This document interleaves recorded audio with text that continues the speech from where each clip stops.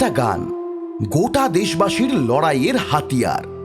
ভাবা যায় 1874 সাল, বহরমপুর, ডেপুটি ম্যাজিস্ট্রেট বঙ্কিমচন্দ্র লালগোলার মহারাজার অতিথি।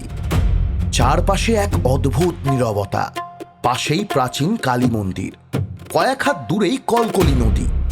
এই রহস্যময় পরিবেশে খেলে গেল নতুন চিন্তা। শুরু হলো আনন্দমঠ। গল্পে দরকার একটা আগুন জ্বালানো গান। ভাবলেন, দেশ যদি শুধু মাটি না হয়ে মা হয়ে ওঠে তবে কেমন হয়?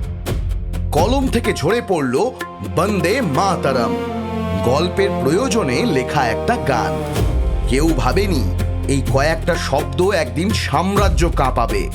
কিন্তু তারপর রাস্তা থেকে কারাগার, কারাগার থেকে ফাঁসির মঞ্চ, একটাই ধ্বনি, বন্দে মাতরম।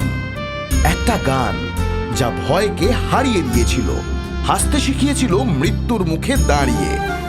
এইভাবেই এক সাহিত্যিকের কলম থেকে ঝরে পড়া কয়েকটি লাইন হয়ে উঠেছিল এক জাতির জাগরণের বীজ মন্ত্র।